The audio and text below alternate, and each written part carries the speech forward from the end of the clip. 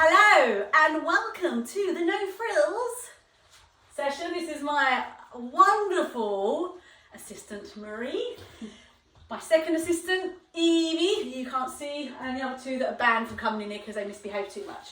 Today we are looking at the core. We've done a lot of core over the last few weeks, so another part of your core, your back, lower back especially, the erector spinae muscle, but there's lots of muscles that go all the way down your back to your spine. You'll often feel them when you're working hard. You've got that nice little dip between the valley of the spine and the muscles either side.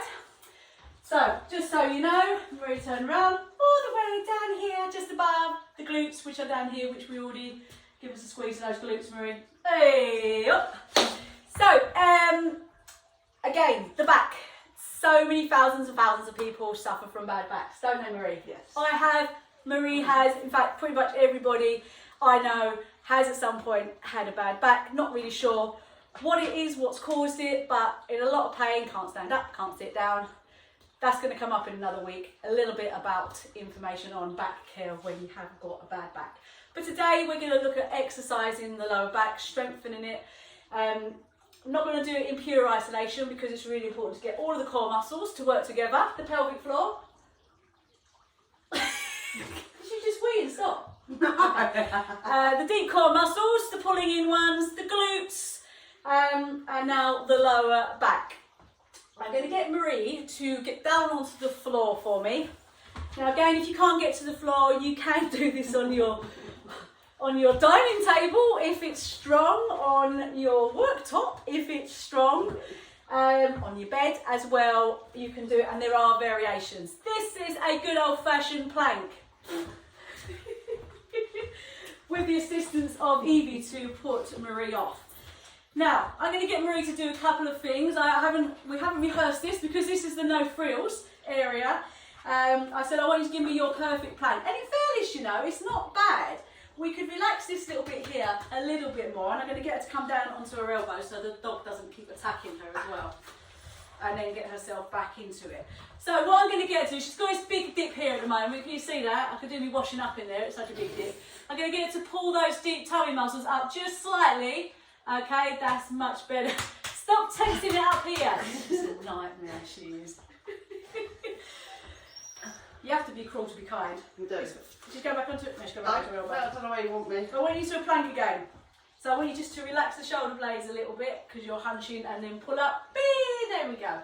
So she's squeezing everything in her lower back and her bum. How long can you hold this for, Marie? She should have her head up as well a little bit because we want to keep her spine neutral. All right, drop down for a second. When it gives Evie a chance to kiss me. Okay, so I'm going to go through a couple more parts of the plank. Give Marie a rest.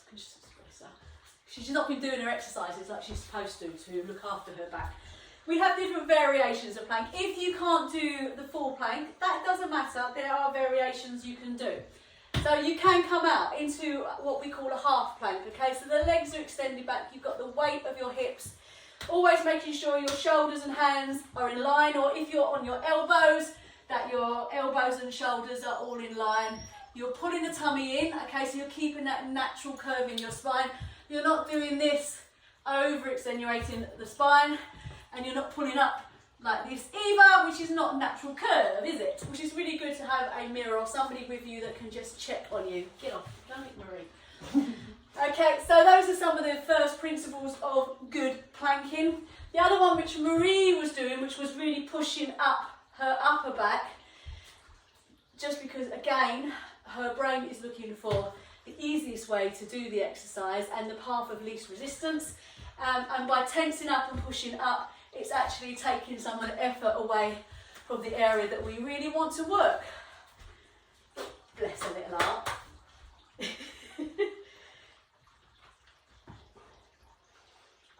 And try not to drop your head in shame while you're doing it. It's really important to keep that cervical spine neutral and in line with the body, not like it's just somehow attached by a piece of string to your neck. All right, and breathing is also very important during this exercise. So this is one of there are two versions of plank, and I also like to do the reverse plank, which I haven't told Marie about, but she's going to do as well. So it's literally upside down, Easier to do on the hands, but you can do it on elbows, you can do it on a fitness ball, you can do it with your head and shoulders on a couch. So just to give you, if you imagine that this is a couch, although it's very obviously a ball, is it not? Yep. And then you can either straighten the legs out, keeping your head and shoulders relaxed.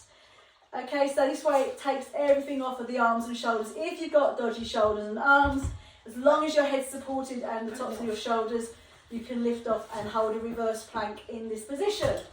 Alternatively, you can do what Marie's doing. You can squeeze those glutes, which is a beautiful, I'm going to get out of the way because she's doing a delightful reverse plank, looking up to heaven. A beautiful reverse plank, okay, so you can see all the muscles working right under here, all the way down. And again, there are ways to make this slightly easier. She could bend her knees, okay, rather than having straight legs. Lift those hips up. This is half a crabby. Okay, that's another option to make it easier. And again, to make it even less impact, you could do it off your bed or off a couch, etc. Always important, make sure whenever you're doing the isometric exercises that you breathe nice and slow. What if you do, don't hold your breath, because you won't get oxygen to your muscles, so you're going to drop down like a sack of potatoes really quick, and it's not really good for your blood pressure or your cardiovascular system either. So nice, controlled, slow breathing.